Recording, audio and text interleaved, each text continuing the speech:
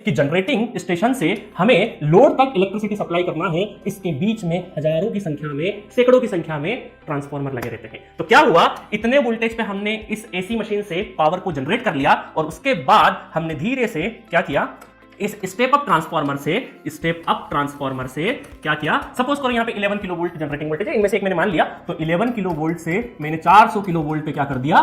Step up कर दिया, voltage बढ़ा दिया। और अब मैं क्या करूंगा, लंबी दूरी तक क्या करूंगा, 400 किलो वोल्ट का ट्रांसमिशन चलाऊंगा, क्योंकि वोल्टेज बढ़ने से देखो पावर ट्रांसफर है ना, power transfer is proportional to voltage square. अगर 2 गुना वोल्टेज बढ़ा तो पावर ट्रांसफर कितना, 4 गुना पावर ट्रांसफर बढ़ जाएगा। तो आप देखो 400 किलो वोल्ट अगर पावर ट्रांसमिट करोगे तो आपका पावर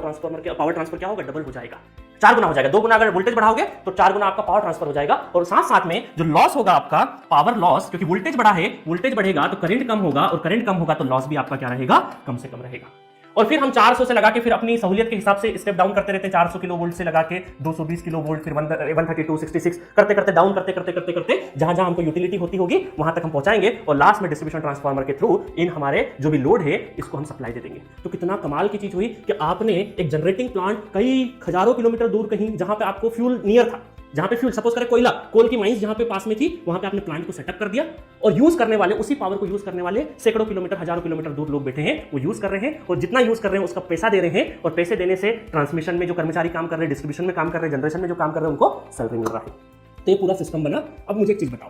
कि अगर यहां इस सिस्टम में ट्रांसफार्मर नहीं होते थोड़ी देर के लिए, और एसी सिस्टम बन जाता, थोड़ी देर के लिए एसी जनरेशन पॉसिबल हो जाता, तो ट्रांसफार्मर का इजाद नहीं होता।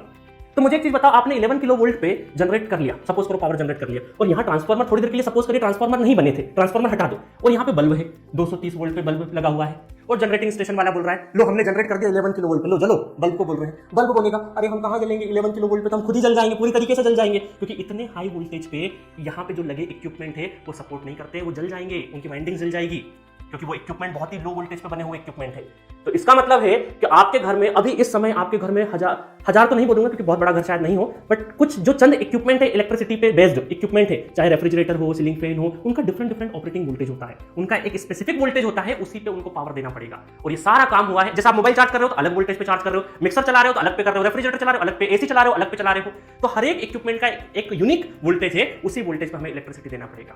और ये सारा पॉसिबल हुआ बिकॉज ऑफ दिस ट्रांसफार्मर। ये ट्रांसफार्मर है, साथ साथ आपके हर एक इक्विपमेंट के अंदर छोटे जेब में रखने तक के ट्रांसफार्मर लगे हुए हैं। तो इसी वजह से ट्रांसफार्मर का इतना बड़ा रोल है। आज जो एसी सिस्टम अलाइव है, जिंदा है, बिकॉज ऑफ ट्रांसफार्मर।